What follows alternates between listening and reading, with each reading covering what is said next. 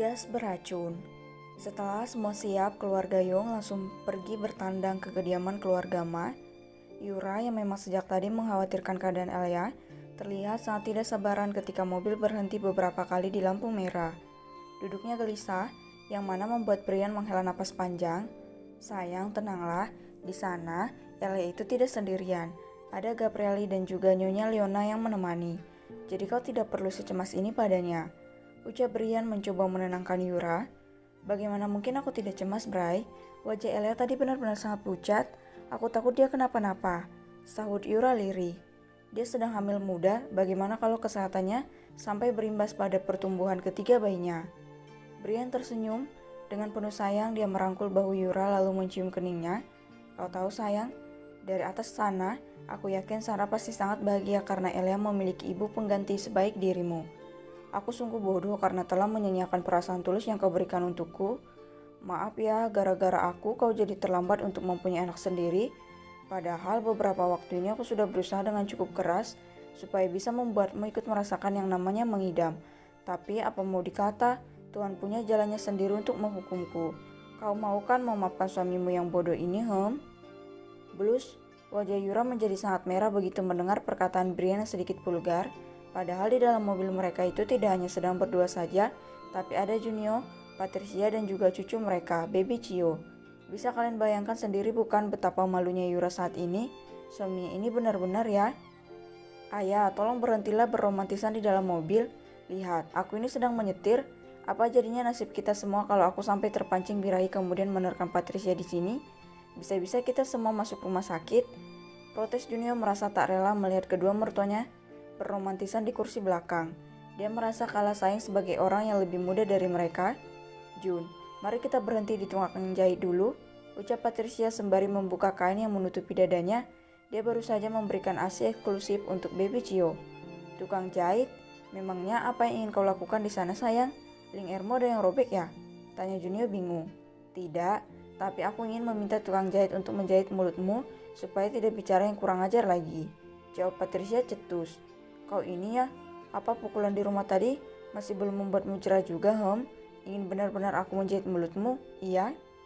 Brian dan Yura terkekeh lucu melihat Junio yang langsung kicap begitu Patricia mengancamnya. Seolah setuju dengan perkataan sang ibu, Baby Cio nampak menyunggingkan senyum kecil di bibir mungilnya. Hal itu membuat Junio merasa sangat amat terpojokkan. Entah bagaimana bisa bayi kecambah yang sudah dengan susah payah dia buat malah berada di kubu Patricia. Harusnya kan Baby Cio itu berada dalam kubu yang sama dengan Junio, iya kan teman-teman? Hai, ini tidak bisa dibiarkan. Kalau masih bayi saja, bayi kecambah ini sudah berani memojokkan aku. Ada kemungkinan besar kalau saat besar nanti dia tidak akan menuruni kehebatanku dalam berpetualang ranjang. Aku berani jamin kalau Patricia pasti akan mendidiknya dengan sangat ketat. Tidak, aku tidak boleh kalah. Baby Cio harus berada di pihakku. Dia harus menjadi pria pemersatu bangsa yang akan digilai oleh banyak wanita. Ya, begini baru benar. Aku tahu saat ini kau pasti sedang merencanakan sesuatu yang tidak-tidak tentang masa depan Cio kan Jun? Tanya Patricia yang memang sudah sangat hafal dengan tabiat mesum suaminya. Cak, kau ini kenapa asal menuduhku sih sayang? Aku mana mungkin melakukan hal seperti itu pada anakku sendiri? Jawab Junio berusaha menyembunyikan kekagetannya. Astaga, dari mana Patricia tahu kalau aku sedang merencanakan sesuatu untuk Baby Cio? Apa iya? Insting wanita itu memang sangat tajam seperti insting hiu megalon? Kenapa mengerikan sekali sih? Jangan mengelak. Awas saja kalau di masa depan nanti kau sampai mengajari sesuatu yang tidak-tidak pada anak kita. Aku bersumpah akan langsung mengirimmu pergi ke rumah sakit jiwa. Mau kau? Astaga sayang, kau ini kenapa menyeramkan sekali sih? Aku kan tidak mengatakan apa-apa sejak tadi. Kenapa kau tega mengancamku seperti itu? Protes Junio. Dia lalu menatap ibu mertuanya melalui kaca spion mobil. Bu, lihat Patricia. Dia sangat kejam padaku, tolong bela aku ibu, aku merasa terjolimi. Patricia menatap sinis ke arah Junio yang dengan tidak tahu malunya meratap seperti anak kecil pada ibunya. Kalau saja saat ini mereka tidak sedang berada di dalam mobil, Patricia pasti sudah mengotok kepala suaminya ini dengan sepatu. Kesal sekali rasanya, padahal sudah punya anak, tapi Junio masih saja bersikap kekanakan. Menjengkelkan, tapi Patricia sangat mencintainya. Hehe. Cia, tidak boleh bicara seperti itu pada suamimu. Itu tidak sopan namanya. Tegur Yura lembur sambil menggelengkan kepala.